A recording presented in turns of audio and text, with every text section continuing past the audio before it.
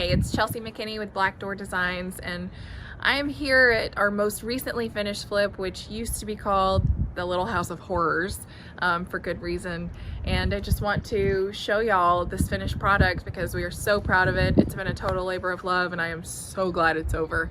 I'm pretty sure that most of you saw some pretty sketchy, scary before videos. We had college hunks hauling junk out here. They did lots of loads of trash out, and this house looks completely different. I am so excited for everybody to see it. We're really proud of this house. We did a whole lot to it. It took quite a lot of time and quite a lot of money, but it's done and it looks phenomenal. I dare say it's my favorite flip we've ever done. Just on the outside alone, we did a lot. We did a new roof, new gutters, new windows. Those are all pretty standard with our flips, but we also took a bay window and created a fireplace, which you'll see inside. So that has some nice stone on it now. We added this ledge stone all around the skirt. We did new shutters, new doors. We did a whole lot of brickwork, a whole lot of stonework. We painted everything. And it just looks like a brand new house. I hope we'll be able to post some befores so you can get a good feel for what it did look like. We also did some nice landscaping and obviously all new lighting. So yeah, it just looks like a whole new house. Okay, so now we'll come inside and we'll take a look at these beautiful renovations. So, as you can see, this whole area is just wide open. It is a kitchen, a dining room, a living room, all together. If you referenced the before video, you would know that there was a lot of walls in this space. There was a wall right here separating the foyer from the living room. There was a wall right here separating the foyer from the dining room, which was only 8 feet wide, by the way. Now it's a big expanse. You had to step down to get to this space. This was a 2-step drop. This was a bay window. There was a massive stone fireplace over here that was so incredibly outdated. We actually took it all out, including the chimney when we re-roofed the house. Now we've got propane logs and this beautiful stone. This is actually the same stone that's on the outside of the house, but on the outside it looks a whole lot whiter.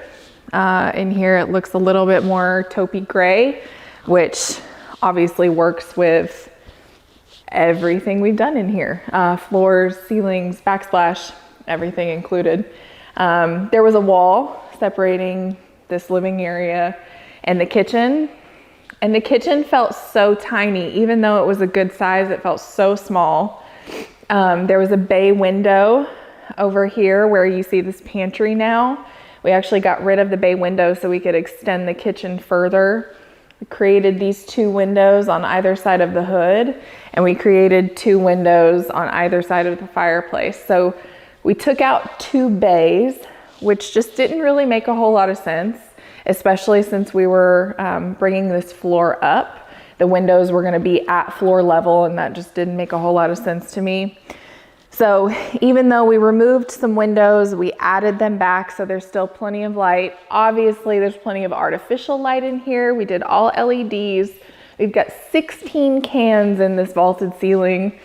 We've got the 2 chandeliers. We've got lights over the windows. And this is just this room makes such a statement.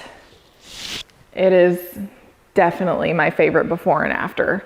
This is such a transformation that honestly, if you looked at the before pictures, I don't know if you could tell what angles the pictures were taken from. I mean, it was that big of a transformation. We just opened it wide up and I love it. I love how this turned out. This is actually a pewter shiplap that Lowe's stocks So you can get this like this. You don't have to stain it any particular color.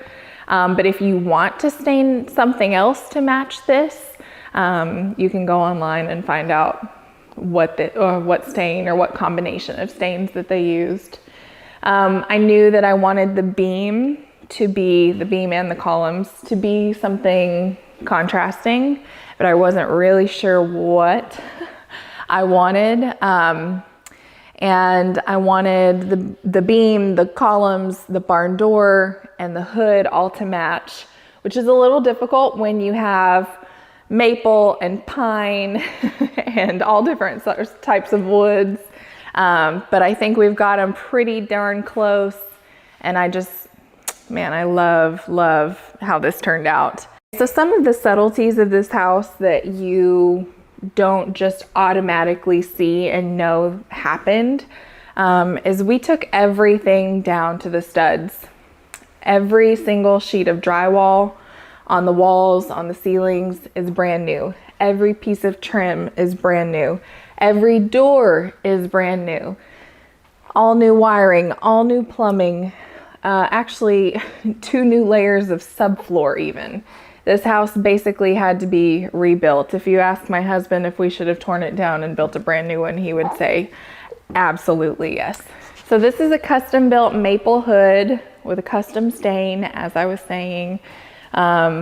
This is a beautiful, beautiful quartz countertop. We've got this massive island with a little bit of an overhang for bar stools, undermount sink, all new plumbing fixtures. We did the black stainless steel appliances, which is super fun because we did all black accents in this house. Every light fixture, every doorknob, every cabinet pull, it's all black, all makes a huge statement.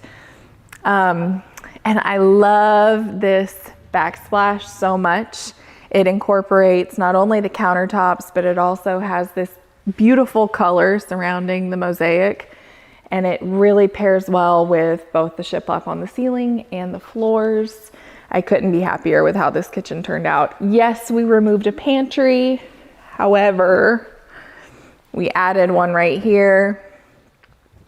And it has these roll-out shelves.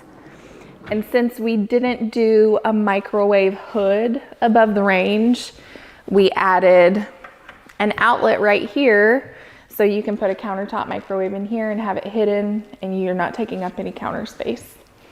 We wrapped the island, the back of the island in shiplap because, you know, it's kind of a theme with this house. And we painted it the color that we painted all of the interior doors just to make those tie in. So let's look at the laundry room real quick. Okay, so going into the laundry room, there were a few minor changes. I call them minor because they're very subtle. You probably wouldn't know unless I told you. But the fact that there were 3 doors, this doorway leading out to the back, and then also a doorway leading to the garage, and they were all right next to each other. I couldn't stand it. It felt so crowded, so tight. So I knew I wanted a barn door right here to just completely alleviate another door swinging into this space. And I just love how it looks. Again, we did this custom stain on it to match the hood and the beams. And we also did a few other little custom things in here. We got this beautiful tile from Lowe's. I love a good painted tile. Pardon this lockbox. We added plumbing in here so we could have a utility sink. We wanted a drop zone with a bench. So we built this and it turned out wonderfully. Places to hang coats and purses and book bags. And this door that you see was previously located right here. So you see what I was saying about all these doors, and every single one of them, all 3, swung into the laundry room. So one had to be closed for you to be able to open the other, and it just made 0 sense. So we moved this doorway to right here, so it makes this space feel a lot more functional now. So we've got a drop zone, we've got a utility sink, we've got washer and dryer area, And the washer and dryer used to be in a closet in this room, which made no sense. It was just pretty poorly planned out, if you ask me. But I love the way this laundry room turned out. And who doesn't want a lovely, luxurious, multi-purpose laundry room? So down this hallway, we have a coat closet, which we actually relocated from right smack dab in front of the door. It was blocking the view, so we knew it had to go. We relocated it right here. This was a linen closet, but we were able to do a built-in linen closet in this hall bathroom because we also relocated the air return. So staying with the theme of all new everything in here. This vanity is actually smaller than what was in here. Honestly, I think it was like a 98-inch vanity that was in here. It was so massive, and there was still, I think there was only one sink. Maybe there was two. I don't remember, honestly. I don't want to. But so we shortened it because we located the air return there, and we did this built-in linen closet, which you'll see once I close the door. We also did subway tile over this tub. Like I said, all new plumbing, all black Delta. We had the toilet over here. We just had fun with this, and it's bright and beautiful. And I cannot wait for you to see a before picture compared to what this is now. Hidden behind this door is a built-in linen closet over the air return. This was going to be just a dead space, so we knew that we could utilize it. So I can envision rolled towels and extra toiletries just sitting in here nicely, and it could really be dressed up with some greenery or a jewelry holder, or it's definitely got multi-functional purpose. And it fits just so nicely, and you don't even know it's there until you close the door. So in addition to that hall bathroom, there are 3 bedrooms that share that space.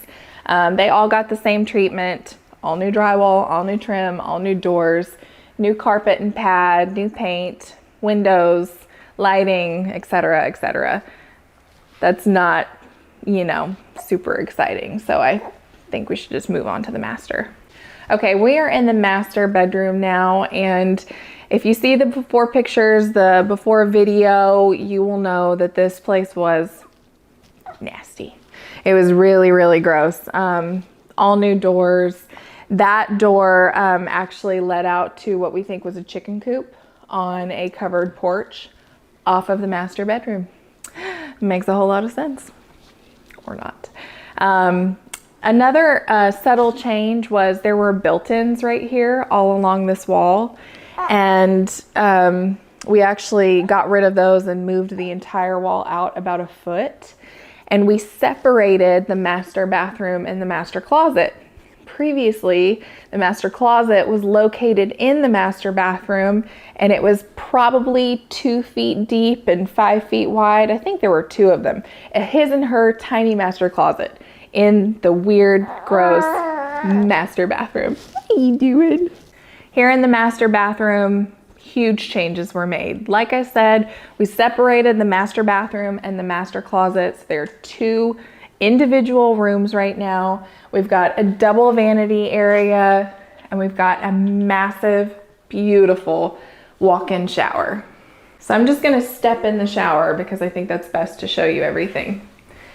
In here, we actually used the same 12 by 24 tile on the walls that we used on the floor, but we did this beautiful wood look tile in a herringbone pattern all over the back. We've got beautiful pebble tile on the floor, and then instead of a niche in this bathroom, we have a bench over here and a shelf and a second shower head. So you turn the shower on from outside of the shower. You set the temperature and you turn the shower on from over here. But this right here is a diverter. And so that means if you turn it one way, this shower head will only be on. If you turn it another way, that shower head will only be on. And if you turn it another way, both of them will be on. So this is my dream shower. I really wish this was in my house. And we did this custom heavy frameless glass which just makes everything look beautiful and complete. In the master closet, instead of just doing a random wire shelf and calling it good, we did a custom closet system, and I'm so happy with how it turned out. This closet, like I said previously, there were 2 closets. There was a his and her, 2 feet deep, tiny, not a walk-in closet, located in the bathroom. Originally, when we framed this out, we framed it out about a foot smaller, and I said, we just can't do it like this. We have to make it a little bit bigger. Let's take a foot from the walkway in the bathroom, which was unused space anyway, and let's put it into this closet. And I'm so glad we did. It feels spacious and it's beautiful and functional. And I know the new owners are gonna love it. I'm stepping out from the master bedroom. Previously, like I said, this was a covered porch that was probably used as a chicken coop. I'm not kidding, and that's very sad. But now it is one continuous deck, so you can access this deck from the master bedroom, but also from the French doors in the dining room. It's huge, it's well built. I'm obsessed with it. I can see morning coffee out here, and it just makes the house complete. I'm so pleased with it. If you'll look out this way, this looks a little different as well. We spent a lot of time and a lot of money clearing this yard out. We had 3 guys from a tree removal company who were here for a solid week. They were here for 40 hours and they cut down a whole lot of trees. They ground a whole lot of stumps. We also took out fencing and odd things that were back here. I just couldn't even explain. I couldn't even explain it. It was just, you walked out here and you were like, what can this be used for? I just don't get it. So huge improvement. That was actually one of the first things we did, was work on this backyard. We're on almost 3/4 of an acre in Madison City. You don't find this.